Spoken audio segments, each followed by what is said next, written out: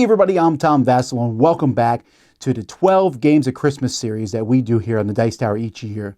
Well, here, Merry Christmas. I know it's not Christmas time yet, folks, but I know this is the time that you should start thinking about buying games for folks. And so on these lists, we give you 12 games in a different category. And you can find these online. We look to make sure that they were available, at least at the time of us making these lists. One place we recommend you check them out is GameNerds.com. Just an amazing game store. Great prices, great selection, and they'll have them right out to you. Sometimes they're available at the publisher themselves, but we hope that you can find these and find them to be great. We want to take a moment to thank our sponsor, the World Series of Board Gaming, for sponsoring these videos. And man, I am so looking forward to this. Next September, I'm going back there. It was such a blast last year watching these tournaments. I want to talk a little bit quickly about the tournaments there. There are 16 different tournaments that you can take part of. If you go and play in these tournaments, you can play in one per day, so you can play in up to 4 of these different tournaments. Each tournament has an elimination factor, and there's going to be one winner. Those winners then will be randomly paired up to play in groups of 4, the 16 winners of the 16 tournaments, and they will play a different game than the one they won. So for example, let's say you're the Ticket to Ride winner, and then now you play in maybe Dune Imperium, or Azul, or Splendor, or one of the other 12 games. They have these chips, and these are the actual chips from last year's convention that were pulled from a bag, and then, you would find out what game you were in. And then the winners of those 4 semifinals go on to play in the final game, which is a different game than one of the other 2 that you've won. So you have to know 3 different games. It's truly the World Series of board gaming, and the winner gets $25,000. Definitely worth your time. You should check it out. We have a link in the description below. But let's talk about today's game. So today we're talking about 2-player games. And we know that there's a lot of different ways to play games out there. Some people will play solo games, some people want a big group, but there's a lot of times it's just you and one other person. It's a great category to look at that. There are, simple games for 2 people. There are more complex ones. Well, let's take a look here at 12 we think it's worth your while checking out. Here we go. All right, first up, let's talk about Unmatched. This is a game that can be played by more than 2, but 2 players absolutely shines. You're going to be taking 2 characters, pitting them against each other in some specific battlefield that is up to you. It's of your choosing. And there are so many different sets by now, it's difficult to even recommend you something. Do you like Jurassic Park? Well, there's Jurassic Park sets. But if you like characters from history, if you want Arthur from history, you want him and Excalibur in there, you can pick that. Sinbad, you like, characters from literature. You'll find plenty of those as well. You can match any 2 people, some real life people like Bruce Lee is one of them. Take any 2 of these, match them up against each other. You're going to have some nice tactics, a little bit of bluffing. As you play cards, as you move around the battlefield, try to get into your opponent's head and ultimately bring their health down to 0 before they do the same thing to you. Really neat miniatures with a lovely wash on them. Beautiful artwork on these cards, and a simple, straightforward idea that's going to both feel thematic and engaging and exciting, but be very easy to get into and play. So Unmatched, whatever set you like, I highly recommend. Another great 2-player game to check out is going to be Radlands. Radlands is set in a post-apocalyptic setting where water is scarce, and that's the main resource. You will use that for everything. It is hand management, so you have a hand of cards that are multi-use that you can use to protect your camps or for their offensive ability to try and take out your opponent's enemy camps. Ultimately, the first person to take out all 3 of the other person's camp wins the game. But you're doing that by making some pretty tough decisions. Like I said, you have these multi-use cards. Do you want to play it for their ability to protect and set up some really neat synergies out on your board where you can trigger different effects and double effects and counter effects? Or do you want to discard it or junk it for additional resources or some more minor powers? So it has a really good balance of playing events. So you have this like ticking time. Oh man, I know they're going to be coming with this bomb or with this one event is coming, and you kind of feel that and you take time to defend yourself. Or do you go more offensively and just rock their camps? So some really interesting decisions. A lot of fun to be had here, but still has that post-apocalyptic setting, but maintains a vibrancy to it. So I think it's a really good balance of a lot of things. Check out Radlands. Moving along, I'm recommending Caesar Sees Rome in 20 minutes. This game definitely lives up to its name. It is fast playing, 20 minutes is not an exaggeration, and it does feel like you are playing kind of a tactical game between two people where you are laying out these chits that have numbers on the two sides. Each number is going to give you a little bit of control on one side of the line. The other number gives you control on the other side of the line. And you are trying to have majorities. This is almost like the old dots and boxes game that you could play on a sheet of paper, but with more strategy, more rewards. It's such a neat, unique kind of game, and it plays fast. It might not be much of a looker, but it definitely is a fun game that you can sit there and crunch out, and you can play back-to-back-to-back games of this. I like it a lot, so I'm recommending Caesar Sees Rome in 20 minutes. Our next game I want to talk about is Lawyer Up. Lawyer Up is a fascinating game to me because I know people like law shows. I mean, there's a reason there's so many of them on TV. And in this game, one person's the prosecutor, one person is the defense. And you pick one of the cases. If you buy the base game, I think there's 3 different cases in that one, and you can buy extra cases. But it's not a question of whether the person did it or not. There is no set thing. One of you is going to convince the jury that they done it or they're innocent. And you do so almost like a tug of war. You're going to be presenting evidence from your side and trying to sway the different jurors. Some jurors might be swayed by different means.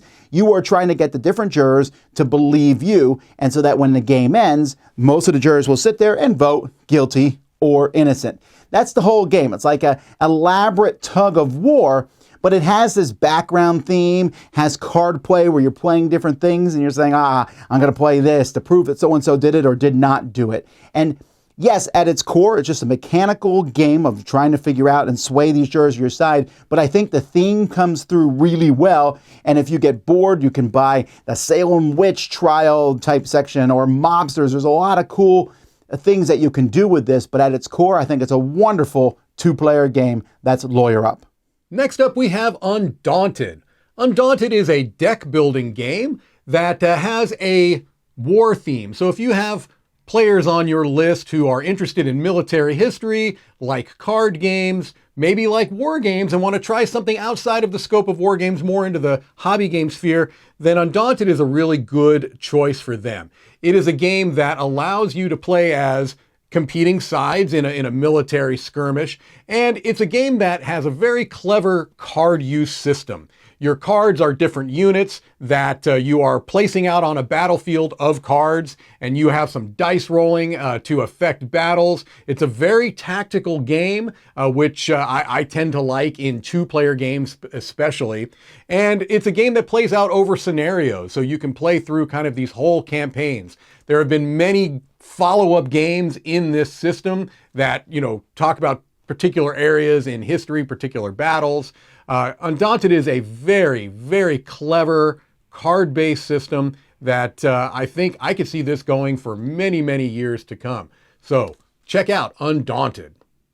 Next up, I'm talking about Caper Europe. This is a classy, gorgeous game about putting on capers, about breaking into places and taking things and coming away the most notorious criminals in all of, Paris or London or what have you. You can pick a different city when you are playing. You and your opponent are going to be deploying your funny sort of cartoony characters to different locations and then equipping them with very tongue-in-cheek spy gadgets, trying to control these places. You want to break into the Louvre. You want to go to various things. You have a lot of these places going on. So it's beautiful. Like I said, it's a pretty nice back and forth because the main mechanism in this game is drafting, actually, for 2 players. That means on my turn, I'm going to play a card to one of these locations, either one of these characters or something I'm equipping them with. You'll do the same, but then I have to hand you my hand of cards, and you'll give me yours, and this will go back and forth. So I know what I'm getting, hopefully, and I know what I'm giving you and what you could possibly use against me. Very nice flow, quick-paced, engaging, and again, it has that sort of nice mixture of the air of elegance with a silly, cartoony spy versus spy feel, all wrapped around a lovely, lovely package. That is Caper Europe. Another two-player game I'm recommending is called Great Plains. This is very fun, small box, very simple and quick to play. You're trying to have the majority in different planes around this map because those planes are going to be worth points. You can put out your little animal pieces next to yourself or to try to use some special powers to move around this map quicker. There's only a few powers, but they're very important and they're very fun to use. I like games that focus on trying to have the majority of something. They don't always work great with two players, and this one really does. It shines for me as a easy rule set, fun and quick to play, and also looks very cute and happy. So I really recommend Great Plains, another two-player. All right, this next one here is actually my current favorite game of all times. This is a great two-player game. This is Marvel Champions. If you enjoy Marvel and cooperative and anything that has those like card game feel to it, you can get Marvel Champions. It basically allows you to take a bunch of different Marvel heroes, or each player plays a deck with their Marvel hero, and then they face off against a villain. You're basically trying to keep threat down, working together, but then dealing damage to that villain to take them out. There's 3 different scenarios in the base campaign, and 5 different heroes. You can build 4 of those decks at the same time. This actually goes all the way up to 4 players, but if you're looking for something with 2 players, it has very minimal downtime when you're playing back and forth 2 players. And it's a lot of fun cooperating and like facing off against the bad guy. I really enjoy the decks that come in the core set of this, and there's tons of expansions for this as well if you're interested in prolonging and continuing to play this game with your significant other or maybe your friend that's really into Marvel style games. Definitely an awesome, fun game, and that is Marvel Champions for 2 players. Next up, we have Mythic Mischief. Now, Mythic Mischief is a game that I feel like presents a particular way, and the gameplay is somewhat different than you might see. If you look at this on the table, you see these really cute plastic miniatures and these plastic walls, and it looks like a very thematic game. And there is some theme in it. You are playing as rival factions, fantasy factions in a magical library. And so you might be the ghosts versus Frankenstein's monsters. Sounds very thematic, right? But this is actually a very, very tactical, almost abstract positioning game where you and another player are trying to put each other in the path of the Tome Keeper, this kind of magical person who's walking around making sure that you're not messing around with these magical books that you're not supposed to be. You're kind of doing things you're not supposed to do, and you're trying to put the other people in the path of the Tome Keeper. This is really a game that might appeal to people who like classic abstract games like chess. And so if you know somebody on your list that maybe hasn't gotten into the hobby gaming sphere too much, but likes some of those traditional abstract games, you might want to check out Mythic Mischief. It may open them up to a whole new world of gaming. Next up, Air, Land, and Sea. This is a fun, small box card game where you and your opponent are trying to play cards out to these locations so that you have control of 2 of the 3 of them at the end of the round. Air, land, or the sea locations. You play these cards out in a way where they can affect each other. You can flip them over, make them more powerful or less powerful. And also, if you know that you're going to lose a hand, you can bow out of that hand early. Your opponent will get some points, but the longer that you both stay in it, the more points the other player will get, and you're trying to race to a certain number of points. So if you want to bow out early in a round, you're giving your opponent a few points, sure, but maybe you'll have a better hand next time. It has a fun little clever dynamic where you can bluff or you can try to look like you don't have a great hand. It's very interesting. This might sound actually fairly similar to a very popular app game out there right now called Marvel Snap. I think Marvel Snap probably uses a lot of these same ideas, which is why it's so fun. So I would definitely recommend Air, Land, and Sea if you want kind of that fun without all the app stuff, something that you can just play you and your opponent. It's very great, and if this World War II art aesthetic isn't your bag, there's also a very fun Critters at War version, which is much cuter, but either one of these, it's a great game, Air, Land, and Sea.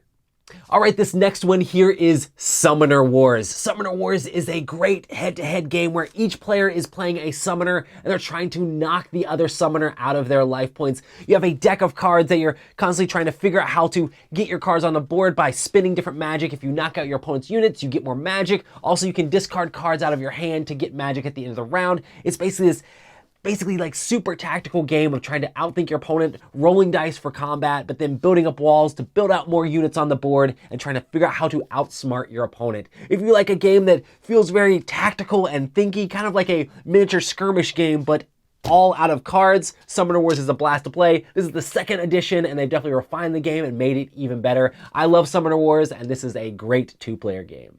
Our final game we're talking about here is Riftforce.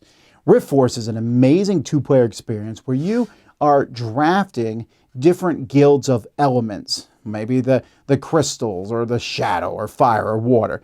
And you're going to basically have a deck, and your opponent's picking different elements than you. And what you're doing on your turn is you are trying to play these cards out. And it's, in a sense, there's some mathematics to it, very light mathematics, where I play cards of the same number, or I play cards of the same guild. But once you play these cards, they do different things. They're going to attack the other person. Many times when you'll play a card to activate all the elements of different numbers, or all the elements of different colors, and then they're attacking the other elements. They are maybe moving to different spots. Each element has a power, which is going to seem unfair to your opponent, but their powers are going to seem unfair to you. And it's the combination of these. There are so many combinations, and if you think there's not enough combinations, they made an expansion which adds even more. But it's very, very strategic as you sit there and think, okay, you're trying to control different areas here. You're trying to take out the elements of the other person. Controlling an area gives you points. Basically, killing their elements clears it up so that you can control those and take more points. It's only a 12-point game, but it plays very quickly, and the whole time you're in each other's face. It is very much a confrontational two-player game, but sometimes I'm in the mode for that, and I like the different concepts. My favorite part being, hey, this time I'm taking light, fire, and crystal, and I'm going to try that combo and the plant guild. And they each have a very different feel to them, but they also have very simple, easy to remember powers. I don't have to sit there and go, we need to look it up. It's very quick, very fast to play, and it looks pretty cool on the table on top of that. Very much recommend it from me, Riftforce. And that, ladies and gentlemen, is the end of our two-player Christmas list. Those are 12 games. We definitely think you should check them out. Once again, we'd like to say thanks to our sponsor, the World Series of Board Gaming. I hope to see you there next September. But either way, I hope you have a very, very Merry Christmas. I'm Tom Vassell, and you've been watching 12 Games of Christmas on the Dice Tower.